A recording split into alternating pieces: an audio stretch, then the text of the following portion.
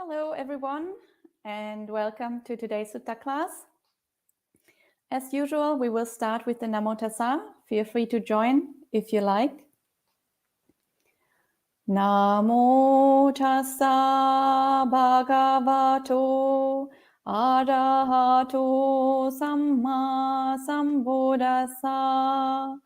Namo Tassa Bhagavato Arahato Samma Sambuddhassa.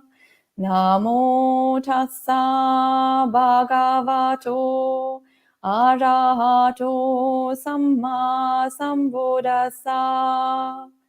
Buddhang Dhammang Sanghang Namasami. So, welcome everyone to today's Sutta class. Today we continue reading the Dantabhūmi Sutta, Majjhima Nikaya number 125, which we already started last time. And today we will continue. So last time, if you remember, we started and the sutta was about a conversation between Prince Jayasena and a novice monk called I think Achiravata, or also called Agivesana. And Prince Jayasena asked the novice Achiravata about very deep states of meditation. And when the novice explained it to him, he didn't believe it was actually possible, and he didn't understand the talk, and he just left. And then the novice went to the Buddha and asked the Buddha whether he did anything wrong. And the Buddha said, well, there's no way the prince could have understood the teaching, because he is just so caught up in sensual pleasures that there is no way he will understand how to practice and how to develop in order to arrive at those deep states of meditation, those jhana states. And then the Buddha explained the situation with a few similes, very beautiful similes that we also went through last time. And then the Buddha starts giving a Dhamma talk to the novice about the gradual training. So the full path of practice from the very beginning stages of practice all the way up to arahantship. And so that is what the rest of the sutta is about, and that is what we are going to look at today, and probably also the next few weeks. We'll see how we go. And last time we finished with the simile of this elephant, a wild forest elephant. And that elephant is supposed to get trained. So the king wants to have another trained elephant, a tamed elephant. So he sends an elephant catcher guy into the forest to catch a new elephant. And of course, that new elephant is very strong, it's very wild, it's all over the place. And in no way is it already fit for service for the king. And so obviously that is a comparison to someone who is not practicing the Buddha's path. All the defilements are running wild in their head. Their whole head is like a wild elephant.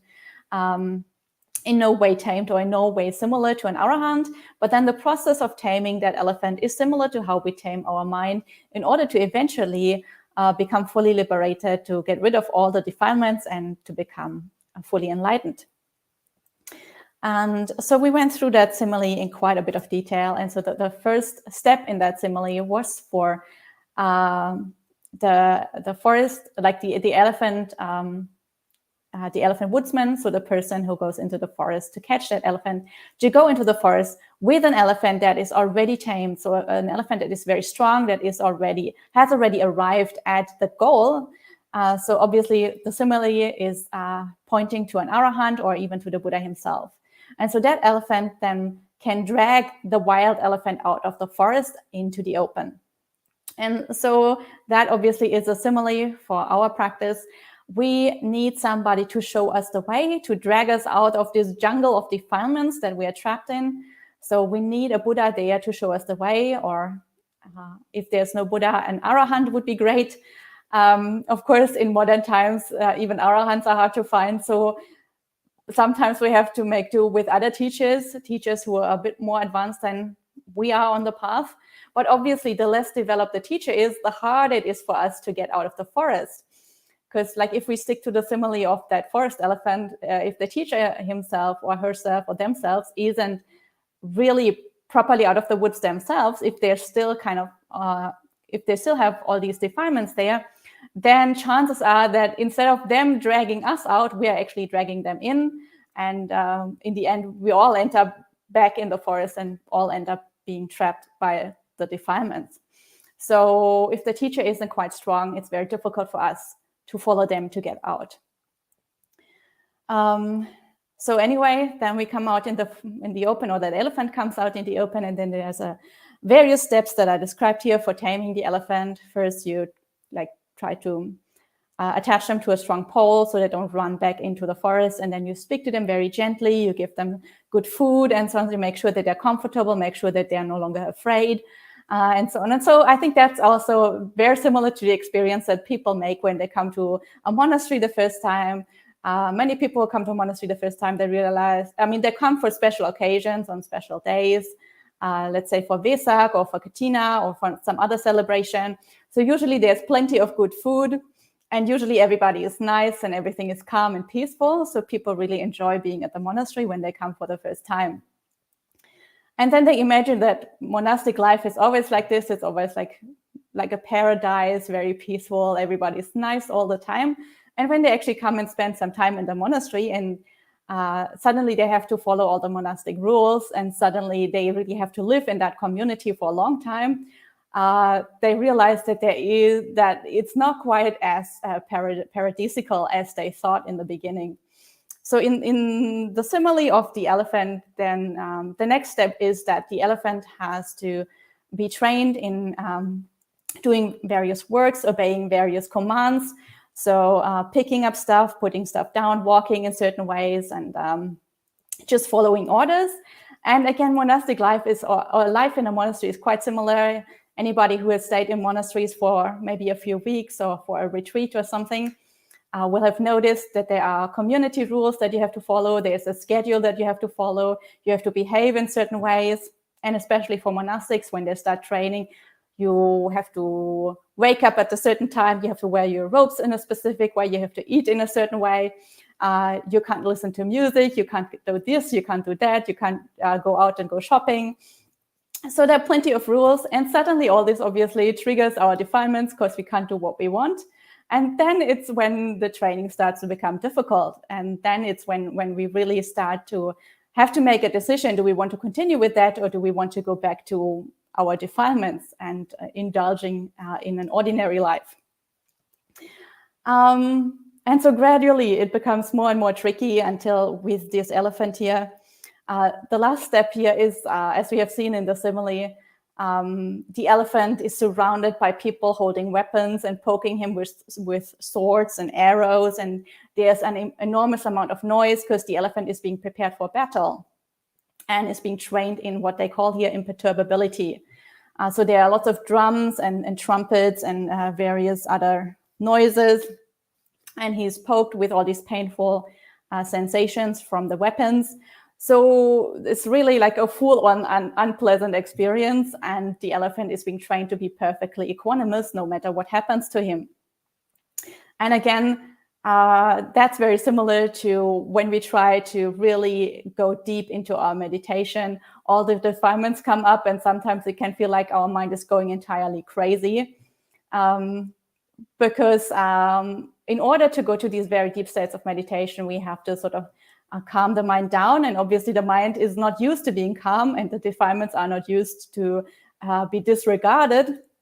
The defilements are used to getting their way. So obviously that can be very, very tough and very, very challenging. So as we all, probably most of you know, when we practice the Buddha's path, it's not all easy all the time. Meditation can be very challenging and can be very tough at times. And especially here, when they talk about imperturbability, or in Pali also called ananja, this is something that usually refers to very, very deep states of samadhi, the fourth jhana, or the immaterial realms. So stages of our development or mental development when equanimity is already absolutely perfect, we are completely unshakable. And of course, in the immaterial realm, we also have no more contact whatsoever with the material world. So outside things really cannot reach us at all, in the same way that that the elephant has to remain unperturbed by those weapons and all those noises. So that is a very, very high stage in the development of the path. Obviously that will be very challenging, and obviously that is when we really have to overcome all those defilements, and the defilements go all out to kind of stop us from abandoning them, so that they don't have to sort of go out, but so that they can actually get their way. And I think that is also one reason why arahants are called, why the word arahant is sometimes said to mean somebody who has killed all the enemies, because it's, again, this kind of battle metaphor where obviously the enemy is not another person or another being that the arahant has killed, but the arahant has killed all the defilements. And sometimes while we are still on the path, while we're not yet arahants, it can really feel like we are in a battle. It can really feel like it's so much struggle, so much effort, as though we're actually fighting a war, waging a war against our own defilements. And so the simile is very, very interesting, and I think it captures very beautiful this gradual training that we have to go through, and it shows us very beautifully that monastic life, or practicing the Dhamma path in general, isn't always nice and easy. It starts off nice and easy in the beginning stages, and it feels really beautiful. But as we go deeper, we see that we really have to work with our own mind, and our own mind can cause a lot of problems. So this is the simile of the elephant, and now having introduced the simile of the elephant, the Buddha starts to really talk about his own path of training, the gradual training, in a lot of detail. And so this is the place where we stopped last time, so this is where we're going to start reading again. I have put a link in the live chat. So if you want to read along, there's a link to Bhante Suchatto's translation, and I will continue reading from Bhikkhu Bodhi's translation as last time. So on Sutta Central, this is the paragraph 13.1, or you can just follow the link. And also in Bhikkhu Bodhi's version, if you're reading along in the book, this is also paragraph 13. And so after the Buddha has introduced the simile of the elephant, the Buddha says, so too, Agivesana, a Tathagata appears in the world. Accomplished, fully enlightened, perfect in true knowledge and conduct, sublime, knower of worlds, incomparable leader of persons to be tamed, teacher of gods and humans, enlightened, blessed. And so we see this is abbreviated in this Dantabhūmi Sutta, but it is given in full in many other suttas, for example, Sutta number 51. So we can see the rest from Sutta number 51. And of course, he declares this world with its gods, its maras and its brahmas, this generation with its recluses and brahmins, its princes and its people, which he has himself realized by direct knowledge. He teaches the Dhamma good in the beginning, good in the middle, and good in the end, with the right meaning and phrasing, and he reveals a holy life that is utterly perfect and pure. A householder or a householder's child, or one born in some other clan, hears that Dhamma. On hearing the Dhamma, they acquire faith in the Tathagata. Possessing that faith, they consider thus household life is crowded, and thus the life gone forth is wide open. It is not easy, while living in a home, to lead the holy life utterly perfect and pure as a polished shell. Suppose I shave off my hair and beard, put on the yellow robe, and go forth from the home life into homelessness. On a later occasion, abandoning a small or large fortune, abandoning a small or large circle of relatives, they shave off their hair and beard, put on the yellow robe, and go forth from the home life into homelessness. And then the Buddha says, it is in this way that a noble disciple comes out into the open, for gods and humans cling to the 5 courts of sensual pleasure. So this is obviously the beginning of the gradual training. First of all, a Buddha has to arise in the world, as we have just seen in the simile with the elephant.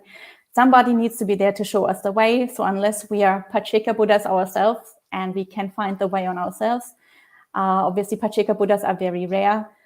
So unless we are that, we need somebody to show us the way, so we need a Buddha to be there. So in this case, that is when the gradual training starts. A Buddha is there, he discovers the Dhamma, and then he teaches the Dhamma, and he founds the Sangha. So there is a community that we can join, and that can help us to practice on the Buddhist path. And so the text also shows us that still the process is very gradual. So first the Buddha arises, then the Sangha arises, and then somehow we come in contact with the Buddha and the Sangha. We see it is there, and first we just realize, oh well, there are so many drawbacks to household life, and there are so many advantages of monastic life. And so we start thinking about it. Oh, maybe I could go forth. Maybe I could shave off my hair. Maybe I could put on the robe. And but somehow we're still attached. So this takes time. This is a process that for some people takes days, weeks, months, years. Many people it takes years or decades. For many people it takes lifetimes until finally they are ready to actually go forth and become a monastic. So again, this is a gradual process, not something that is immediate. And eventually somebody is ready and they shave off their hair, put on the robe, and they go forth. So this is the very, very first step. So this already can take years, but this is the very first step, comparable to that elephant that comes out into the open. So there is a big elephant already trained, the Buddha obviously, and that elephant leads us out of that complete jungle of our defilements to the open, where we haven't really abandoned the defilements yet, but we at least can see that there is another way of living, that there is a better way, and that with training we could become similar to that Buddha and abandon all those defilements. And so the text here also says, a noble disciple comes out into the open. So obviously most people at this point won't be actual noble disciples yet. Noble disciple obviously refers to somebody from stream entry upwards. So once returners, non-returners, arahants. Of course, most people at the beginning stages of the practice will not be at that stage yet. So there is a debate, obviously, about the translation of this word, noble disciple. In Pali, this is called Arya Savaka. Arya Savaka is a compound, consists of two individual words. One is Arya and the other one is Savaka. Arya means noble, Savaka means disciple. But there is a debate whether this actually means noble disciple or whether it means a disciple of the noble one, so a disciple of the Buddha. And obviously, if it means noble disciple, it means this person must already be on the path to stream entry or something higher. If it means a disciple of the noble one, it could be anyone who wants to practice the Buddhist teaching. And I think here in this case, in this context, it probably would be better to translate this as a disciple of the noble one, because most people just won't be at that stage yet. And then it's also interesting that the Buddha here says, for gods and humans cling to the 5 courts of sensual pleasure. So obviously not only gods and humans cling to the 5 courts of sensual pleasure, all kinds of beings have clinging to pleasures and try to avoid displeasures or pains.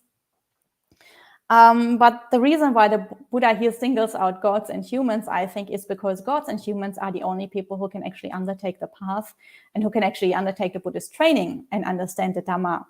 So while people or beings in the lower realm also cling to the 5 courts of sensual pleasure, they are not able to walk on this path and to, well, come out in the open or start walking on the Buddhist path. And it's also interesting that the Buddha mentions the gods here, because usually we say that gods can't go forth and become monastics. So there isn't really a monastic sangha in the heaven realms. Of course, gods can practice the Dhamma, but there isn't really a division between lay people and monastics there. So the only place where you can actually go forth and become a monastic is the human realm.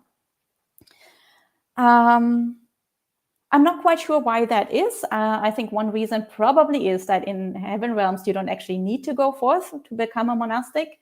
If you want to practice in the heaven realm, probably conditions will be quite conducive if you look for the right conditions. Obviously, conditions could also be very unconducive if you're in a place there where there's music, heavenly music playing the whole time and everybody is partying the whole time. So that might be quite distracting. But supposedly you could probably find quiet corners somewhere in the heaven and practice there. And the big advantage there is obviously that in the human realm, we need the Sangha for various reasons. One is obviously to have spiritual friendship, to have teachers, to support us on the path. And obviously you will also need that in the heaven realms. But the other thing is much more mundane. And the other thing is that just in order to survive so that we can practice, we need the 4 requisites, and the Sangha as an organized structure or an organized institution is something that can help us acquire those 4 requisites and sustain our life while we try to practice. So we have an established model where people know how to support Sangha, where people know how to donate food, to donate robes and medicinal requisites, and also shelter, places to stay for the monastics, and so on. So obviously this is all stuff that is necessary in a human realm, because human beings need solid food, human beings need medicinal requisites because their bodies get sick, we need robes, we need a place to stay, and so on. But in the heaven realm, obviously that isn't necessary, because the bodies of heavenly beings don't get sick. The bodies of heavenly beings, they don't need solid food. They need other kinds of food that is just provided in the heaven. You don't need other people to donate it. So in the heaven realm, all the things that you need for your survival are already there. So you can just go off and practice wherever you like without needing to rely on the support of other people. And I think that might be another reason why there isn't really a monastic Sangha in the heaven realms.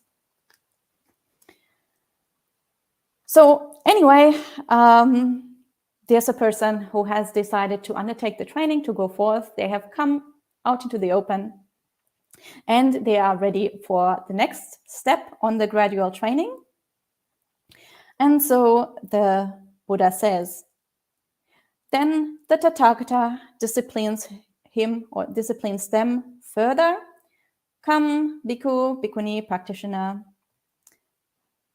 So come, monastic, be virtuous, restrained with the restraint of the Patimokkha, be perfect in conduct and resort, and seeing fear in the slightest fault, train by undertaking the training precepts. So this is quite an interesting passage, because obviously we find the gradual training all over the suttas. And obviously this next step on the gradual training is usually the passage about sila. So the first thing that the person trains in is keeping sila, ethical conduct, virtuous conduct. And this is described in different ways in different suttas. So one model in which this is described, one standard model that occurs in various suttas, occurs, for example, in the Maha-Asapura Sutta. This is Majjhima Nikaya number 39, I believe. And there, the way the Buddha describes keeping sila is in the first step to develop a sense of moral conscience and moral shame. So hiri and uttapa. And these two concepts basically refer to developing an internal conscience. So because we ourselves want to be a good person, we refrain from doing unwholesome things and we undertake wholesome things. And also because we have wise people around us, good friends around us, other Dhamma practitioners around us, and we want them to like us and want them to think that we are a good person. By reflecting about other people, we refrain from doing unwholesome stuff and doing wholesome stuff and undertake doing wholesome things. So this hiri, the idea of hiri is our internal moral compass, and the idea of ottappa is what other people think of us, like what other good people, other practitioners think of us. So that is very often the first step described in other suttas, which isn't found really in this sutta here. And then the same sutta, Maha-Asapura Sutta, and others that follow the same standard model. Then the Buddha would describe undertaking or purifying the bodily conduct. So that refers to the first 3 of the 5 precepts. So not killing, not harming other beings, not stealing, not taking what is not given, and no sexual misconduct. The next step would be purifying one's verbal behavior. That means not lying, not undertaking any of the other kinds of wrong speech. So not speaking divisively, not speaking harshly, not randomly gossiping. And then the next step would be to purify one's mental behavior. That is obviously a very advanced step already. So that means letting go of anger, letting go of greed, letting go of delusion, and so on. And so that is a little bit beyond the scope of ordinary sila usually, but in the Mahāsapura Sutta and other similar suttas, that is basically the next step that is described. And then the step after that is purifying one's livelihood. That means making money or supporting oneself if one is not a monastic in a way that is in line with the Dhamma. So for monastics, that means living of the support of other people, living of the support of the lay donors, and behaving in a way that is in line with the Dhamma in order to be worthy of that support. For lay people, that obviously means not engaging in livelihoods or ways of making money that require you to break the precepts. So, for example, not trading in meat, not killing other beings, not trading in meat, generally not trading in any kind of beings, not trading in animals, and obviously not trading in human beings either. Also not trading in weapons, not trading in poisons, not trading in things that can harm other beings, and generally also not making money in ways that kind of deceive others, that are in some way involved with fraudulent activities, or things that harm other beings in the process of you making money. So that is one model how this step of sila is usually quite commonly described in the suttas. Another model that we find in other suttas, for example, the famous Chula Hathipadopama Sutta, I think this is number 27 or something like that, in the Majjhima Nikaya. So the simile of the elephant's footprint, this is also describes the gradual training. Again, sila is the first step, but again, it's described slightly differently. It goes into a lot more detail. It also starts off with not killing, but then also talks about the opposite. It tells us that we have to develop compassion for all beings, being kind to all beings. The next step, again, is not stealing. And it also not only prohibits the negative activities, but also encourages us to do the opposite. So developing compassion, for example, instead of harming other beings. And so it goes through not stealing, no sexual misconduct, but developing a pure livelihood instead.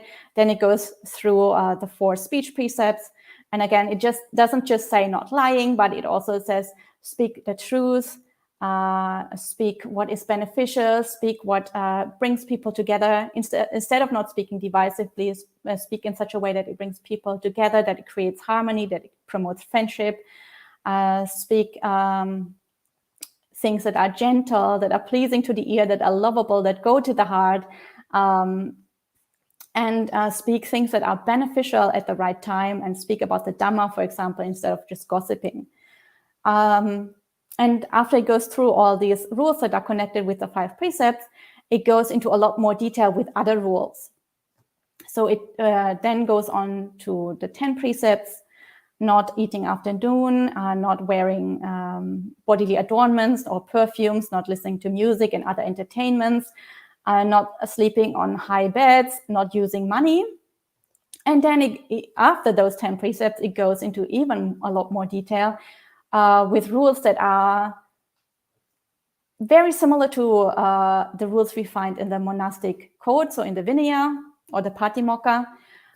It's not absolutely the same, so there are some rules there that we don't really find in the Patimokkha, and there are some rules, obviously many rules in the Patimokkha that we don't find in that sutta, but generally there's a lot of overlap, and generally all the things that are described in the sutta are acknowledged as good monastic conduct, whether they are in the Patimokkha itself or not. So, for example, it talks about not damaging plants. Then it talks about not well, not accepting various things, not taking responsibility, for example, for all kinds of animals. So farm animals, also horses and elephants, war animals, or animals that can be used for transport, and also for fields, for land, for these kind of possessions, and also for other human beings. So not having a partner, not having children, obviously not having slaves or servants, all these kind of things.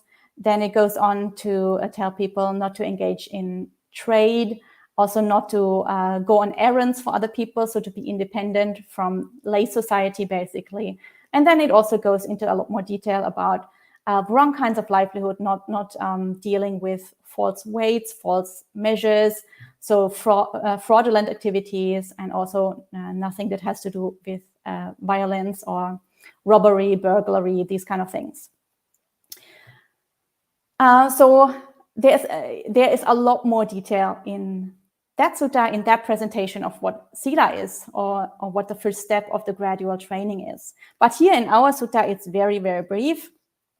The Buddha just says you should follow the patimokkha, and then he assumes that people know what the patimokkha is. So patimokkha, of course, is the monastic code, the set of rules for monks and nuns that we recite twice a month, on the full moon and on the half moon, on the dark moon day. And so the Buddha says you have to be very scrupulous when you observe those rules. You need to take this very, very seriously. So he says we have to be perfect in conduct, and we have to see fear in the slightest fault, and we really have to train ourselves in those training precepts. So the Buddha really encourages the monastics to take the precepts very, very seriously. Of course, if people are lay practitioners, it means that you should take lay precepts very, very seriously. People can take 8 or 10 precepts as lay people and practice those. On the other hand, I think there needs to be a little bit like a little note of caution there also, because sometimes it can happen that people start clinging to the precepts too much, and they usually quote exactly this passage and say, you have to see fear in the slightest fault. So if you make the slightest mistake, that's a huge deal. Or if somebody lives in certain circumstances where they can't follow those very, very small, tiny Vinaya rules, then that is a huge fault, a huge defect, and they will never be able to make any kind of progress on the path. And they start to become very, very judgmental of other people, and really put other people down, and really start to fault find with other people and criticize other people the whole time. And of course, if your mind tends to be very fault finding, then you have to be a little bit careful and make sure that you don't go overboard with this, and that you don't start to cultivate a lot of unwholesome negativity towards other people, or even towards yourself if you have made a mistake from time to time. Of course, that can happen. Nobody is perfect, especially in the beginning of training. Then we just notice that there was a mistake, we let it go, and we try to do better next time. And also, of course, making sure that we don't really start to put other people down, or that it doesn't start to really create a lot of tension between us and other practitioners on the path who might keep the rules slightly differently. So while it is very important to take the rules seriously, obviously make sure that we don't go overboard. So, and then somebody who has arrived at that point in their training will go on to the next step. And for the next step, the Buddha says, when Agivesana, the noble disciple, or the disciple of the noble one, is virtuous, restrained with the restraint of the patimokkha, perfect in conduct and resort, and seeing fear in the slightest fault, trains by undertaking the training precepts, then the Tathagata disciplines them further. Come, monastic, come, practitioner. Guard the doors of your sense faculties. On seeing a form with the eye, do not grasp at its signs and features.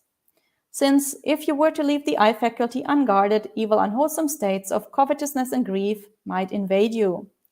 Practice the way of its restraint, guard the eye faculty, undertake the restraint of the eye faculty.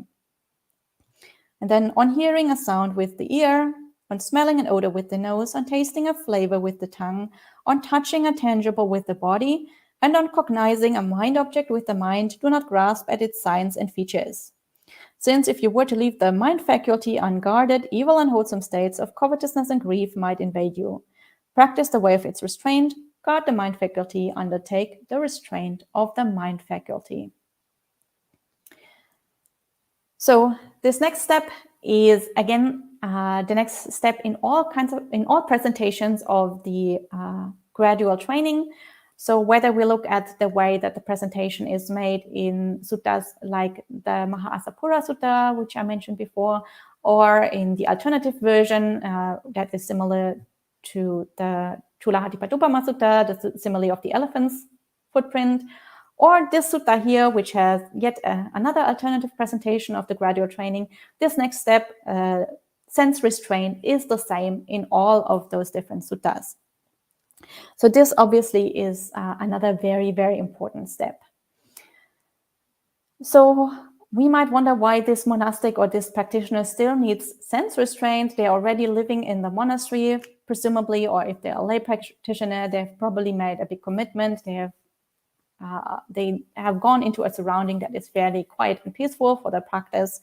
And they have already undertaken all these various Patimokkha rules. So they are already no longer watching any kind of movies. They are no longer listening to music. They are no longer engaging in random gossip. And they are no longer interested in all these worldly things. So why is sense restraint now at this point? And shouldn't they already have a lot of sense restraint? And of course, they have already developed a little bit of sense restraint before, or actually quite a bit of sense restraint before. But still, whether we are lay practitioners or we are monastics, nobody is completely cut off from the world. We still have to engage with the world from time to time. Traditionally, in the Buddha's time, monastics would go into the village for alms round every single day. And obviously, in the village, people around them will do what people do. So there would be music and there would be a lot of things going on. And also in modern times, obviously, if you leave the monastery, you go into the next village or city, plenty of things are going on. There's all the advertisement that is there. There will be music. There will be people fighting and shouting and people having their windows open, and you see the TV and you see a lot of different things that are going on.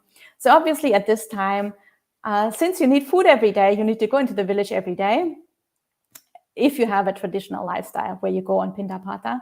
So obviously that, for example, is a time when sense restraint is really required, because if you take all this in and you don't properly filter it, then obviously this will trigger all the defilements in your mind. Your mind starts to cling on to the various things that it has heard or seen and start to proliferate endlessly. And 3 hours later, you wonder where all the time has gone and why you haven't been mindful for 3 hours. It's because you didn't practice sense restraint. You just let everything in and you let your mind run wild with what came in. And even some people say, I don't want to live in a monastery because monastic life is so busy. You have to be with lay people the whole time. So it's much better if I go into seclusion myself, if I build a hut in the mountains and never come down to society again. But even there, from time to time, people will have to come down to buy food, and people will have to repair their mountain hut, and people will have to engage in various other activities. So it's very unlikely that you can really cut yourself off from society altogether. And especially even if you don't do that, even if you live in a monastery, there are occasions when a lot of people come into the monastery. People will ask you questions, and you have special days, and people will bring dana, and people will come for retreats, and people will come to practice, and people will come for chantings.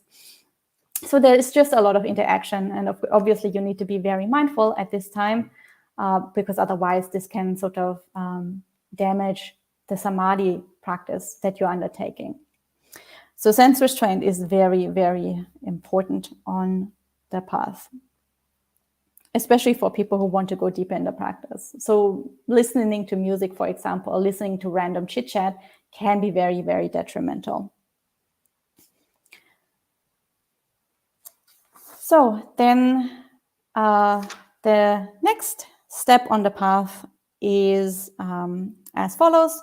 When Agivesana, the noble disciple, guards the doors of their sense faculties, or the disciple of the noble ones guards the doors of their sense faculties, then the Tathagata disciplines them further.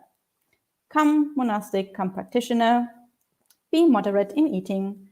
Reflecting wisely, you should take food neither for amusement, nor for intoxication, nor for the sake of physical beauty and attractiveness, but only for the endurance and continuance of this body, for ending discomfort, and for assisting the holy life, considering, thus I shall terminate old feelings without arousing new feelings, and I shall be healthy and blameless, and shall live in comfort.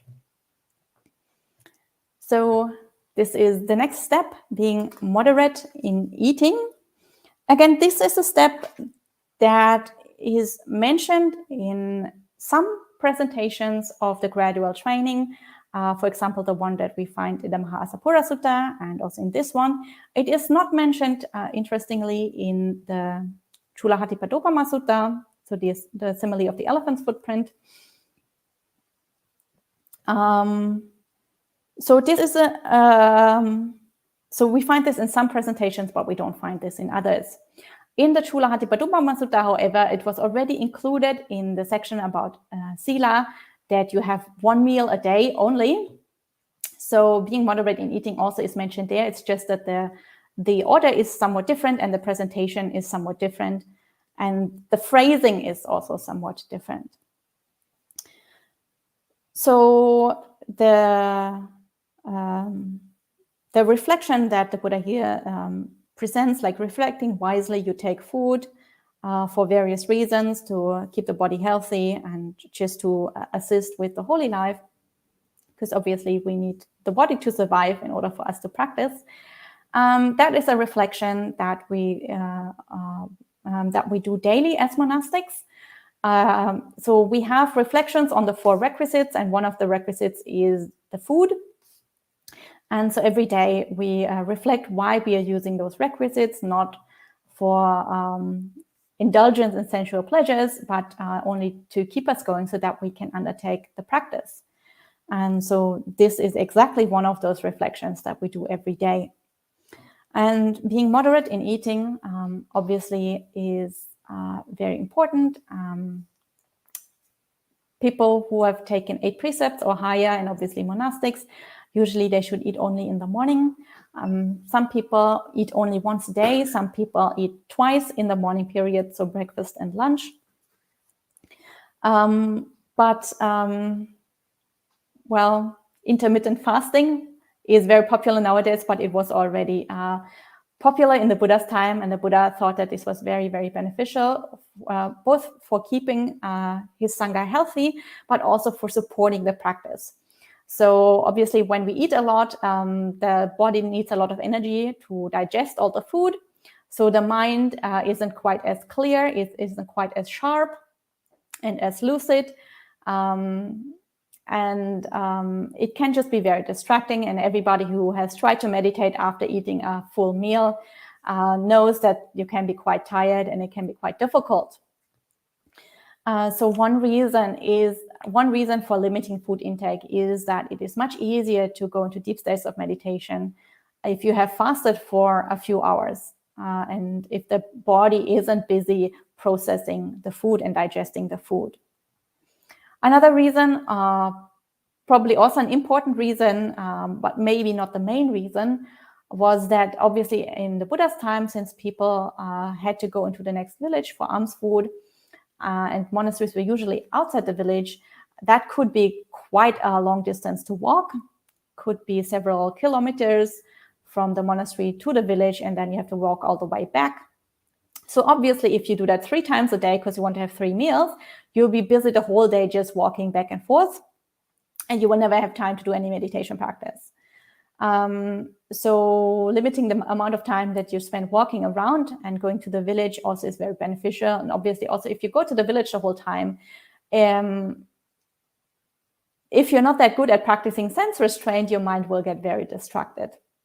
And also even if you're good at practicing sense restraint, it can be somewhat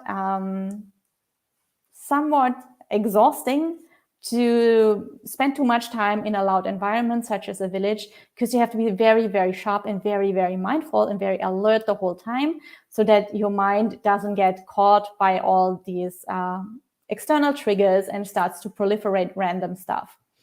So obviously, if you can go to a quiet environment, go into seclusion, that is much preferable, because then you can relax and there aren't any outside triggers that can trigger your mind, so you don't have to be on guard the whole time.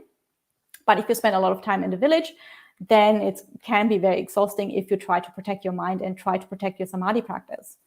So that is another reason why the Buddha didn't want his monastics to spend too much time in villages. And that is another reason, then obviously, why he needed to limit the food intake. So that is the next step on the gradual training. And I see time is already a little bit advanced, so maybe we will stop at this point and start reading here next time. We still have quite a bit to go on the gradual training, so I don't think we can finish this next time. It'll probably take another 2 or 3 sessions until we can go through all of this. But anyway, now we will finish here for today. If you have any questions or comments, please leave them in the live chat. So far, I don't think I see any question.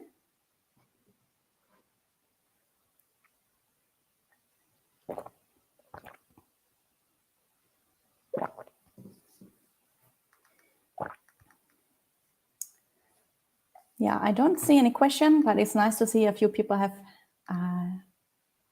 checked in, have said hello. Good to see so many of you. Really nice to see you all. So I think if there is no question, then we will just finish a little bit earlier today. For everybody who is in Europe, we are in a massive heat wave. So I hope you're all keeping well. I hope you're all keeping a cool head for your practice, and you're all keeping well hydrated and taking good care of yourself. For everyone else, I hope you're all also doing well.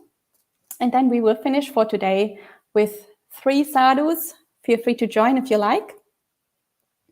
Sadhu, sadhu, sadhu. And I wish you all a good rest of the day and a good week, and I will see you all next time.